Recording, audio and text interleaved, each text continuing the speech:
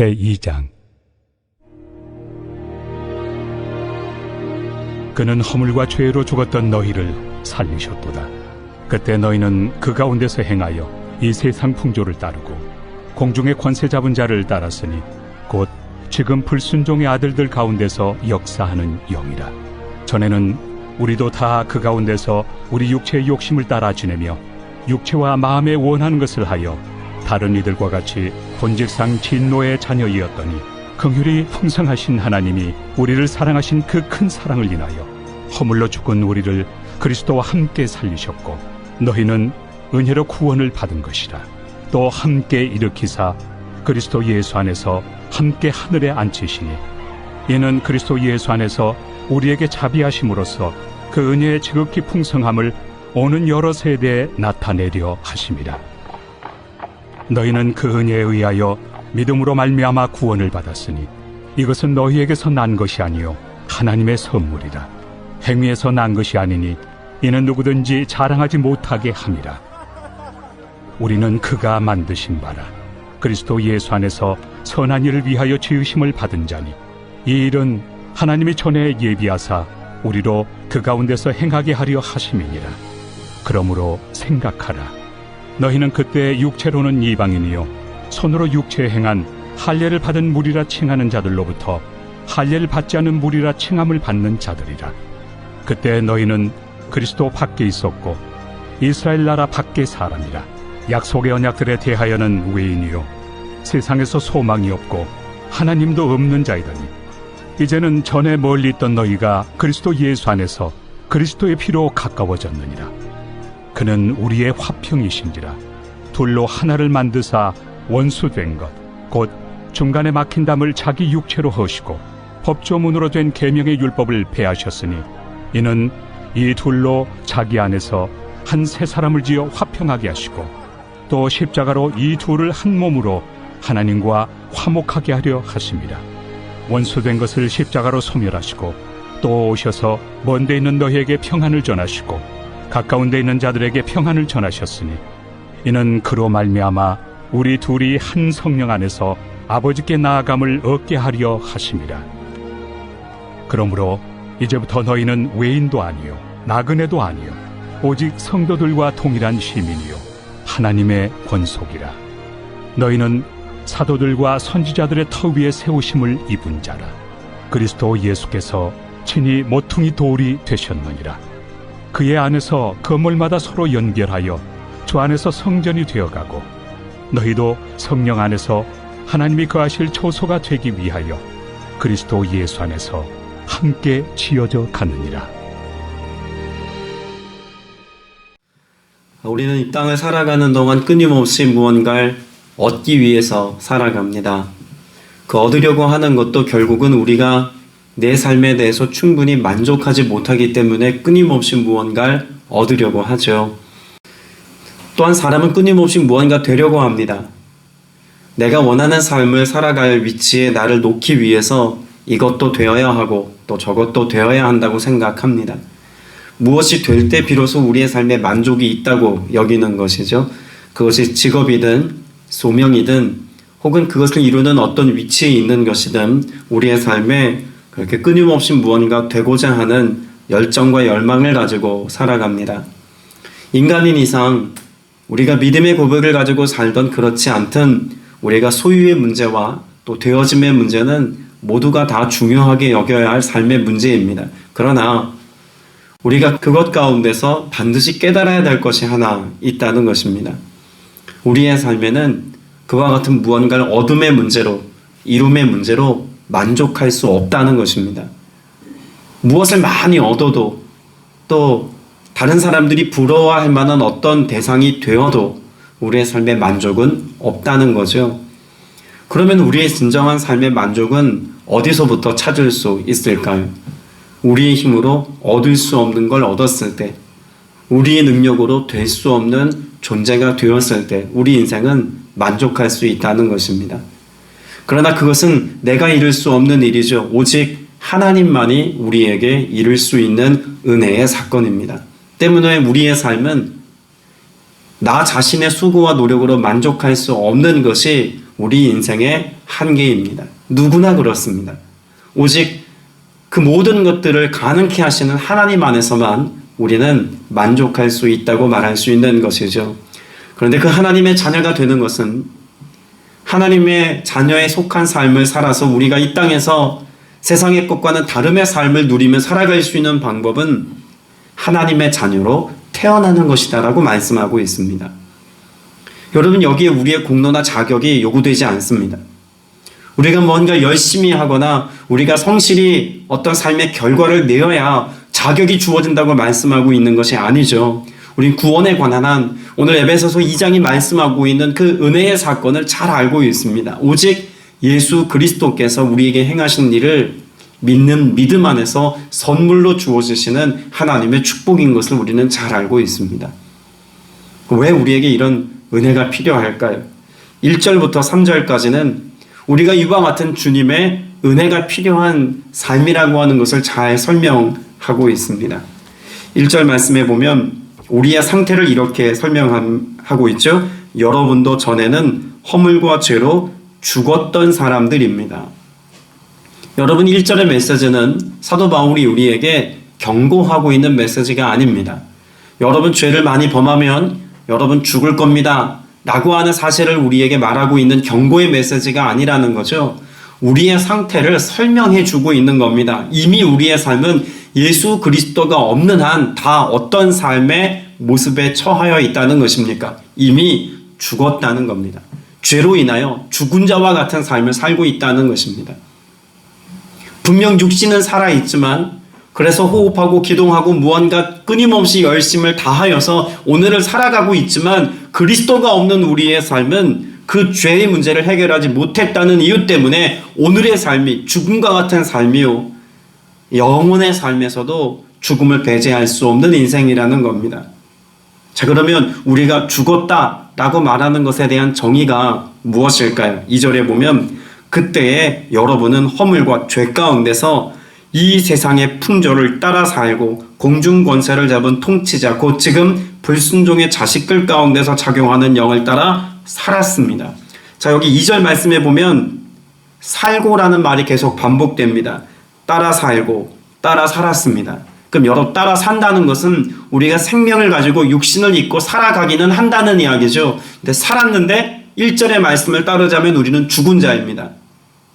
그럼 살았다 하나 죽은 자를 어떻게 설명하고 있는 걸까요? 육신은 살았다 하나 세상의 풍조를 따라서 산다면, 죄 가운데 역사하는 악한 영의 방식을 따라 산다면 여러분, 이것은 죽은 것과 마찬가지다라고 사도 바울이 우리에게 말씀해 주고 있는 건 아닙니까? 그러면 육체를 따라 살아가는 것에 관하여 말하는 3절의 말씀은 더욱 중요한 말씀이라고 볼 수 있습니다. 자, 3절 말씀은 다시 같이 읽습니다. 시작. 우리도 모두 전에는 그들 가운데서 육신의 정욕대로 살고 육신과 마음이 원하는 대로 행하였으며 나머지 사람들과 마찬가지로 날 때부터 진노의 자식이었습니다. 우리가 죄의 문제를 해결하지 못한 상황이라면, 예수 그리스도를 주로 고백하지 않는 삶을 살고 있다면 우리는 어떤 자녀라고 말하고 있습니까? 진노의 자식이라고 말합니다. 진노의 자식이 갖고 있는 삶의 특징이 뭡니까? 내가 원하는 대로 삶을 살려고 합니다. 여러분이 3절의 말씀이 1절, 2절의 말씀에 대한 부연 설명이고 또 1절, 2절에 대한 우리의 삶의 결과다라고 하는 것을 우리는 이해해야 합니다. 다시 말하면 우리는 살았다고 말하나 죽은 자와 같이 세상 풍조를 따라 살았고 정욕을 따라 살았습니다. 이것이 곧 내 마음대로 내가 원하는 대로 살고자 하는 진노의 자녀가 살아가는 삶의 방식이다라고 사도 바울이 설명해 주고 있는 거죠. 그런 진노의 자녀된 우리를 하나님께서 어떻게 하셨다고 말씀하나요? 4절에 보면 하나님은 자비가 넘치는 분이셔서 우리를 사랑하신 그 큰 사랑으로 말미암아 범죄로 죽은 우리를 그리스도와 함께 어떻게 하셨습니까? 살려주셨습니다. 여러분, 예수님께서 우리에게 행하신 사건을 뭐라고 말씀하고 있습니까? 사망에서 생명으로 옮겨놓은 사건이라고 말씀하고 있습니다. 여러분, 에베소서 2장 전체는 우리의 삶에서 나 스스로 이룰 수 없는 놀라운 세 가지 일에 관하여서 명확하게 말씀하고 있다고 볼 수 있죠. 사망에서 생명으로 옮겼다는 말씀이 4절, 5절의 말씀이고 또 11절부터 13절까지 말씀은 끊임없이 반복되는 말씀이 또 있습니다. 그리스도와 상관이 없었고 소망도 없었고 하나님도 없었습니다. 그런데 그와 같은 우리의 삶을 예수 그리스도께서 그 보혈로 그 피로 죄의 문제를 해결해 주셔서 어떤 삶을 살게 하셨다는 것입니까? 없음의 삶에서 있음의 삶으로 우리의 삶을 바꾸셨다고도 말씀하고 있습니다. 4절부터 10절까지는 사망에서 생명으로, 11절부터 12절까지는 없음에서 있음으로, 또 한 가지가 있죠. 20절부터 22절까지는 예수 그리스도께서 우리의 삶의 모퉁이 돌이 되셨습니다.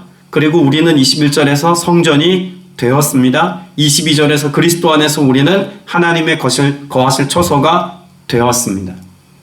그럼 우리의 삶은 불가능의 삶에서 이룸의 삶으로 삶의 지경이 바뀌었다는 것을 설명해 주고 있습니다.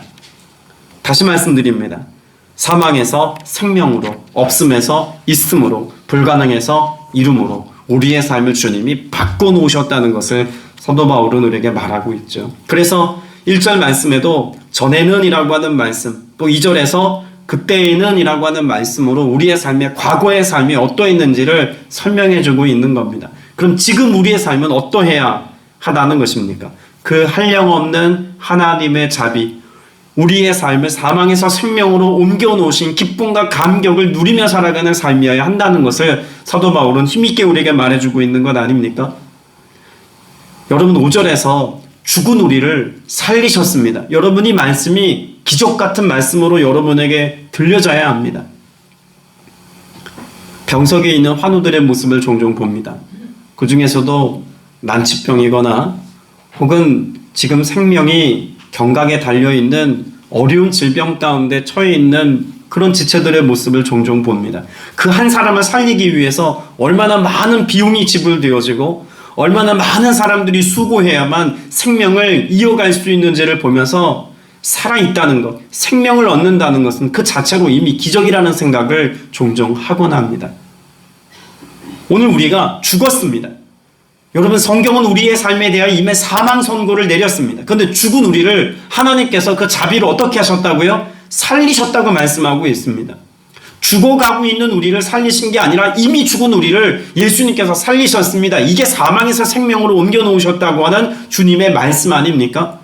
그러면 이건 기적 중에 기적인데 놀라운 하나님의 자비와 은혜의 사건인데 우리는 구원의 감격을 종종 잊어버리고 살곤 합니다.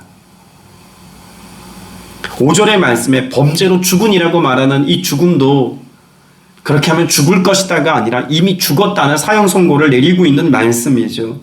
그런데 그 죽은 우리를 살려주신 그 은혜를 어떻게 설명합니까? 여러분은 은혜로 구원을 얻었습니다라고 말합니다. 여러분 은혜가 무엇인지를 잘 설명해주는 단어가 있죠. 오늘 본문에서 그 단어를 찾는다면 8절의 말씀에서 답을 찾을 수 있습니다. 그 은혜를 설명해주는 가장 완전한 단어가 무엇입니까? 하나님의 선물입니다. 선물은 값을 매길 수 있는 게 아니죠. 또 값으로 따질 수 있는 것도 아닐 뿐만 아니라 값을 지불해야 얻을 수 있는 것도 아닙니다. 선물은 가격이 매겨지지 않은 유일한 것입니다. 그런 점에서 하나님의 선물이라는 것은 우리가 그것을 가격을 매길 수도 없고 또 지불할 수 없는 그것에 대해서 전적인 하나님의 사랑으로 우리에게 주어진 것을 대변해주고 있는 단어가 바로 하나님의 선물입니다. 그 선물로 우리에게 행하신 그 은혜의 사건을 구원이라고 말합니다.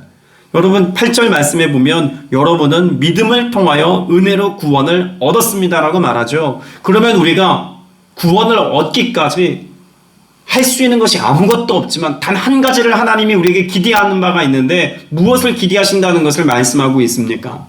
믿음입니다. 믿음으로죠. 여러분 8절에서 믿음, 은혜, 구원 여러분이 세 단어 가볍게 여길 만한 단어가 하나도 없습니다. 너무나 귀한 단어이고 너무나 소중한 단어이고 너무나 무게 있는 단어들입니다. 그런데 이 모든 것들이 오늘 저와 여러분의 삶 속에 과연 무게감 있게 다가오는지도 한번 따져 물어보아야 하지 않겠습니까? 내가 믿음을 갖는다는 것 자체도 기적이요. 그 믿음 때문에 내가 하나님의 은혜를 얻을 수 있는 자녀의 자리에 이르게 된 것도 기적이요. 그것 때문에 이 땅에서의 천국을 맛보고 영원한 하나님의 나라를 꿈꾸며 살아갈 수 있는 삶을 살게 된 것도 기적입니다. 8절은 우리에게 기적이라는 단어를, 우리가 이룰 수 없는 하나님의 역사에 관한 말씀을 이와 같이 믿음, 은혜, 구원이라는 단어로 우리에게 설명해 주고 있는 것이죠. 이것이 우리로부터 날 수 없는 것이기에 은혜라는 것입니다. 그것은 하나님이 우리에게 선물로 주셨습니다. 예수 그리스도께서 이와 같은 은혜로 주신 이 선물을 오늘 저와 여러분이 감격하며 누리며 살아갈 때 우리에게는 어떤 은혜가 있다고 말하고 있을까요? 11절부터 13절까지 말씀을 보면 그 내용을 마지막 13절에서 이렇게 요약하고 있습니다. 이제는 이라고 말하죠. 13절 말씀에 이제는 그리스도 예수 안에서 그분의 피로 어떻게 되었습니까? 하나님께 가까워졌습니다. 여러분, 여기 가까워졌다라고 하는 표현이 그 근처, 그 주변을 배회할 수 있는 어떤 수준을 이야기하는 게 아니죠. 여기 가까워졌다는 것은 무엇을 의미합니까? 연합을 의미합니다. 하나가 되었다는 것입니다. 도무지 함께할 수 없는 존재가 예수 그리스도의 보혈의 공로로 함께할 수 있는 자격을 얻게 되었고, 또 그 안에서 함께 누림의 삶을 살아갈 수 있는 자격을 부여받게 되었다는 것을 설명하고 있는 것이죠. 그래서 14절에 보면 예수 그리스도를 어떤 분이라고 설명합니까? 양쪽으로 갈라져 있는 것을 하나로 만드신 분이 예수 그리스도시다 라고 설명하고 있지 않습니까? 하나님과 상관할 수 없는 사람, 하나님 앞에 설 수 없는 존재들, 하나님의 은혜를 누릴 만한 자격이 없는 우리들, 그와 같은 우리들에 관하여 예수 그리스도께서 대신 죄의 문제를 해결해 주심을 통해서 모든 자격을 얻게 하셨다고 말씀하고 있습니다. 1장에서와 마찬가지로 사도 바울은 에베소서 2장에서도 그 자격을 어떻게 부여받았다고 설명합니까? 7절에 보면 하나님께서 그리스도 예수 안에서 자비로 베풀어 주신 그 은혜라고 말합니다. 그러니까 그리스도 안에서 역시 이와 같은 자격을 얻게 되었다는 거죠. 에베소서 1장과 에베소서 2장에 걸쳐서 사도 바울이 그 예수 그리스도 안에서의 삶을 계속해서 강조합니다. 톰 라이트라고 하는 유명한 신학자는 이 그리스도 안에서의 삶을 이렇게 설명합니다. 그리스도 안에서, 이것은 예수님의 삶의 모습이 나의 모습 되어지고 나의 모습이 곧 예수 그리스도께 반영된 삶이다라고 말합니다. 무엇을 의미하는 것일까요? 예수님께서 십자가 지신 사건은 내가 예수를 믿을 때 내가 십자가에 오른 것과 동일시되는 사건이라는 것입니다. 예수님께서 그 죄값을 청산하시고 죄값을 다 지불하신 이 사건이 내가 예수 그리스도를 믿을 때 내 사건 되게 하시는 은혜라는 것이죠. 예수 그리스도께서 죽음의 권세를 깨뜨리시고 부활하신 사건이 오늘 내가 믿을 때 그 사건이 내 것 되게 하는 은혜가 있다는 것입니다. 더불어 예수 그리스도께서 하늘 영광 보좌 우편에 앉아 계셔서 하나님의 자녀 권세를 누리신 것처럼 오늘 저와 여러분도 예수 그리스도를 믿어 새롭게 지음을 받고 새 생명을 얻어서 이 땅을 살아가는 동안에도 하늘의 영광과 하늘에 속한 모든 것들을 누릴 수 있는 은혜 안에 거하게 된 삶을 살았다는 것을 그리스도 안에서라는 말로 설명하고 있다고 해설합니다. 100% 동의가 됩니다. 자, 그러면 여러분, 이것이 정말 우리에게 말씀하고 있는 진리이고 실제이고 사실이라면 여러분, 우리는 어떤 삶을 사는 게 당연합니까? 이 땅에서 그리스도로 말미암아 그리스도 안에서 천국을 맛보는 삶을 살아가는 것이 당연한 것이 되는 삶이어야 합니다. 뭔가 우리 육체의 질병이 큰 질병에 걸렸다 고침받는 것만이 기적이 아닙니다. 내가 많은 빚을 지고 있는데 어느 날 갑자기 로또 맞아서 큰 돈이 갑자기 생겨서 그 문제를 해결받는 것만이 기적이 아닙니다. 여러분, 진정한 의미의 기적은 죄의 문제를 해결받을 수 없는 죄인이 예수 그리스도 십자가 앞에서 죄 없다함을, 그 죄 사함을 받고 하나님의 자녀가 되는 권세를 누리는 것이 기적이고, 그 기적 안에서 예수 그리스도 안에서의 삶을 살아가는 우리가 이 땅에서도 내가 없음에도 불구하고 있음의 삶을 살고 내가 사망에 속한 자였으나 생명에 속한 삶을 살고 아무것도 이룰 수 없는 자였는데 그리스도 안에서 하나님의 자녀가 되어 살아가는 것이 기적입니다. 그런 점에서 우리 모두는 다 기적의 주인공 아니겠습니까? 그것을 주님께서 우리에게 선물로 주셨습니다. 여러분이 감격과 은혜 이것을 누리는 것이 우리에겐 행복이어야 합니다. 아니 행복일 수밖에 없습니다. 어제 하루 종일 좀 피곤한 삶을 하루를 좀 보내었는데 저녁 8시쯤 되어서 큰아이가 갑자기 강남에 나가고 싶다는 거예요. 대중교통을 타고 그 늦은 시간에 나갔다가 들어오면 밤 늦은 시간이 될 텐데 너무 해맑은 모습으로 너무 기대가 찬 모습으로 강남에 나가고 싶다는 거예요. 그래서 버스를 타고 나가기를 결정하고 나갔습니다. 한 1시간 반 걸려서 강남까지 갔고 거기에서 서점에서 원하는 것들을 좀 사기 위해서 책을 또 한참을 둘러보았는데 결국 아무것도 안 샀습니다. 그리고 자기가 너무 좋아하는 펜시 가게가 있는데 거기를 한 30분을 한참을 돌더니 정말 즐거워하고 만족하면서 뭔가를 하나 손에 들고 와서 너무 행복한 모습으로 아빠 이거 사겠다고 이야기합니다. 사실 이것 때문에 왔다는 거예요. 뭐였을까요? 고등학교 1학년 딸아이가 그렇게 몇 시간 걸려서 강남까지 나가서 샀던 거 2,500원짜리 스티커입니다. 그거 하나를 부여잡고서 얼마나 좋아하는지 아빠 귀엽지 않아? 너무 이쁘지 않아? 너무 사랑스럽지 않아? 오는 내내 그 2,500원짜리 스티커를 가지고 얼마나 행복해하고 즐거워하고 만족해하는지 가치만 따져서 생각해보아도 그렇습니다. 오고 가는데 3시간 거기서 배회하는데 또 2시간 또 그거를 또 사러 가게까지 저와 아이가 지불한 버스비 스티커 2,500원짜리 비하면 정말 너무 무모한 투자입니다. 그런데 제 안에 그게 하나도 아깝지 않더라고요. 왜 아깝지 않을까요? 야 고작 그거 살라고 여기 와서 핀잔할 이유도 없었습니다. 왜요? 그게 아이의 기쁨이고 아이의 즐거움이고 그렇게 활짝 웃는 모습을 보고 행복해하는 모습을 보면 그냥 그걸로 감사한 건 아닙니까? 말씀을 묵상하면서 내내 그 아이의 행복한 모습을 떠올렸습니다. 오늘 새벽에도 먼저 일어나서 그 말씀을 묵상하면서 과연 내 안에 2,500원짜리 스티커 때문에 행복해하는 저 딸아이의 행복한 얼굴만큼 예수 그리스도께서 내게 이루신 구원의 기쁨과 감격으로 내가 즐거워하고 행복해하고 있는지 제 모습을 한번 돌이켜 생각해 보았습니다. 여러분 어떠십니까? 주님이 우리에게 주신 것이 생명이고 이 일을 위해서 하나님이 전부를 거셨습니다. 어제도 나누었습니다만 구약의 전 역사를 다 들여서 예수 그리스도께서 십자가에 오르셔서 생명을 내어주시기까지 하심으로 모든 것을 버리시고 이 땅에서 이루어 놓으신 것이 구원의 역사요. 우리에게 생명 주신 은혜의 사건인데 2,500원짜리 스티커 받은 아이의 모습만큼도 행복하지 않다면 나는 과연 구원의 기쁨을 가지고 살아가는 자라 말할 수 있을까 생각해 본 것입니다. 여러분 10절 말씀에 보면 사도 바울은 우리에게 아주 귀중한 말씀을 선물같이 주고 있습니다. 우리는 하나님의 작품입니다. 선한 일을 하게 하시려고 하나님께서 그리스도 안에서 우리를 뭐 하셨습니다? 만드셨습니다. 여러분 이것은 이미 우리를 창조하신 하나님께서 죄로 인하여 하나님의 형상을 잃어버렸던 우리의 옛사람 망가질 대로 망가져서 도저히 다시 쓸 수 없는 그런 죄악으로 가득한 마음을 주님께서는 깨뜨리셨습니다. 여러분 1절부터 3절까지 기록되어 있는 세상 풍조를 따라 살고 불순종의 자식들 가운데 역사하는 영을 따라 살아가는 삶을 살았던 우리의 망가진 마음을 주님께서 폐기 처분하시고 무엇 하셨다는 것입니까? 새롭게 창조하셨다는 것입니다. 예수님께서 오늘 예수 그리스도를 믿는 믿음의 백성들에게 이루신 사건은 무엇과 맞먹는 사건입니까? 하나님께서 이 땅을 창조하신 사건과 맞먹는 사건입니다.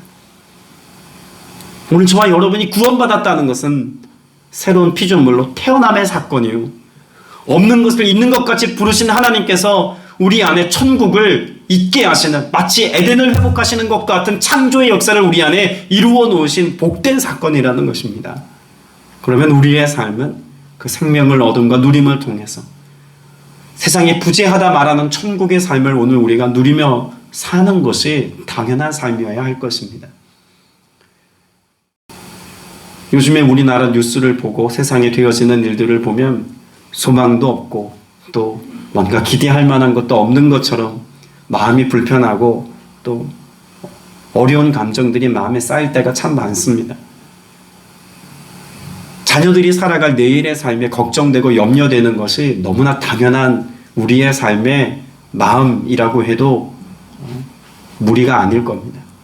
그런데 우리의 삶은 그런 세상을 보고 우리의 삶을 또 평가하고 또 염려하고 걱정을 선택하는 삶을 살아서는 안 됩니다. 왜일까요? 세상은 언제나 소망 없는 모습이었습니다. 오늘 에베소 모습도 그랬고 우리가 이전에 나눴던 고린도 지역의 모습도 그렇습니다. 그 당시 그 지역의 사람들이 보기에 믿음의 시선으로 바라보면 고린도도 에베소도 다 소망 없는 땅이었습니다. 예수님의 예자도 모르는 땅이었습니다. 그런데 그것을 어떻게 하셨습니까? 사도 바울 한 사람을 통해서 그 땅을 변화시키셨고 교회를 통하여 믿음의 백성들을 통하여 새로운 창조의 역사가 그 땅에도 일어나게 하셨습니다. 그러면 그런 주님의 구원의 역사는 2020년 9월을 마감하고 있는 우리의 삶에도 동일하게 주님이 이루실 은혜의 사건 될 수 있음을 우리가 뭐 해야 합니까? 믿어야 합니다. 그것이 믿음입니다. 그 믿음을 선택하며 살아가는 것입니다. 믿음을 선택한 사람의 눈에는 소망이 보입니다. 믿음을 취하여 살아가는 사람들의 마음 가운데는 여전히 기쁨과 즐거움이 있을 수밖에 없습니다. 그것이 예수 그리스도를 나의 생명으로 여기며 살아가는 하나님의 자녀들에게 주어진 특권이고 축복입니다. 오늘 그 은혜가 여러분의 삶 가운데 있으셔서 하나님 안에서 평화하시기를 바랍니다. 하나님께서 우리에게 주신 그 은혜의 사건이 오늘 여러분의 삶 가운데 이루어지기를 축복합니다. 20절부터 22절 말씀은 바로 그와 같은 삶을 살아가는 우리에게 주어진 가장 영광스러운 축복과 가장 복된 은혜가 무엇인지를 설명해 주고 있습니다. 여러분 21절 22절에서 우리가 무엇이 된다고 말합니까? 주님 안에서 자라서 성전이 됩니다. 성령으로 거하실 처소가 됩니다. 여러분 우리가 큰 교회를 이루고 많은 성도들이 모이는 것보다 우리가 기대하는 어떤 그럴싸할 만한 사람들에게 자랑거리 삼을 만한 어떤 사역을 열매 맺으며 사역을 감당하는 것보다 우리의 마음 가운데 가장 뜨거운 소망으로 불타올라야 할 그런 마음의 고백이 있다면 무엇이어야 하겠습니까? 주님, 내가 성전 되기를 원합니다. 성령이 거하실 처소가 되어기를 원합니다. 주님이 성목숨 먹은 교회가 정말 주님께서 함께 계시는 성전이기를 원하며 성령이 역사하시는 거룩한 처소이기를 원합니다. 이것이 우리의 기도 제목 되어야 하지 않겠습니까? 그 시작이 누구입니까? 모퉁이 돌 되시는 예수 그리스도라고 말씀하고 있습니다.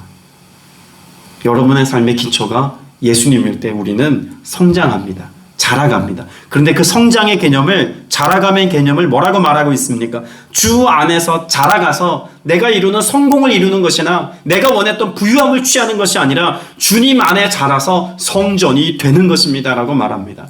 성전이 되어짐에 그 완성된 모습이 우리의 성장의 끝이라는 것이죠.